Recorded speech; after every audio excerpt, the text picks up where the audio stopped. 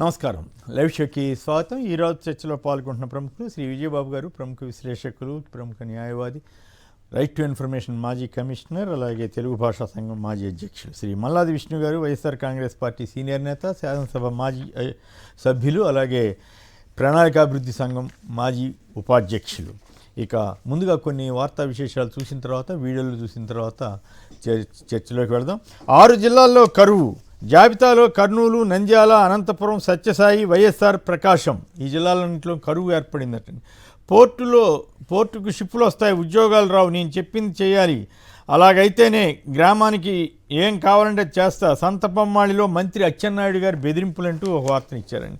జగన్ హయాంలో ఔత్సాహిక పారిశ్రామికవేత్తలు భారీగా పెరుగుదల. రాజ్యసభలో కేంద్ర మంత్రి జయంత్ చౌదరి వెల్లడి. పరిశ్రమలు రాలేదని వీళ్ళు అబద్ధాలు చెబుతుంటారు కదా, దానికి సమాధానం ఏంటంటే కేంద్ర ప్రభుత్వమే ఇచ్చింది.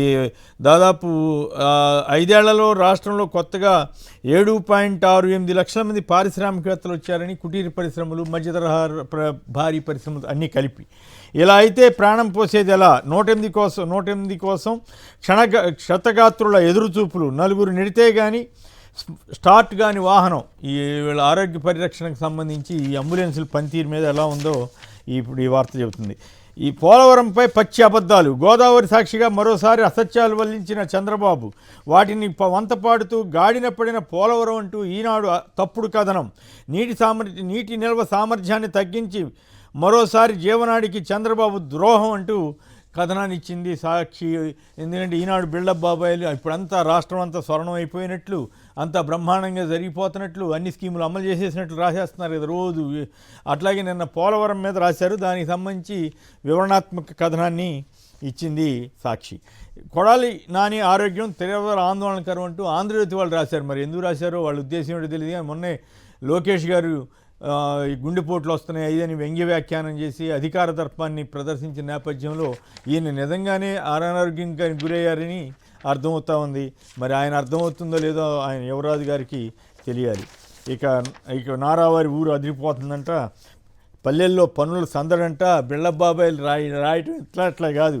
పల్లెల్లో జనం అందరికీ స్కీములు అందక, డబ్బులు అందక ఇబ్బంది పడుతున్నారని రాయట్లేదు. అబ్బో అదిరిపోతుంది. ఒక రోడ్డు వేసారనుకోండి, ఇంకా మిగతా రోడ్లు ఎట్లా ఉన్నా సరే ఏదో ఒక రోడ్డు బాగుంటే వేయటం, ఫోటో వేయటం, భారీ ఎత్తున రాసేయటం. అయితే అప్పుడప్పుడు కొన్ని వార్తలు రాస్తుంటారు. ఉపాధిలో ఆగని దొంగ మాస్టర్ల దందా. బోగస్ హాజరుతో వేతన నిధులు స్వాహా. వైకాపా ప్రభుత్వం చేసిన అక్రమాల బాటలోనే ఉద్యోగులంట. ఇక్కడ కూడా వైకాపా ప్రభుత్వం అంట. ఈ ఈనాడు వాళ్ళకి ఇదేం పిచ్చో, ఇక ఫోబియా పోదనుకుంటా వైకాపా దీని మీద.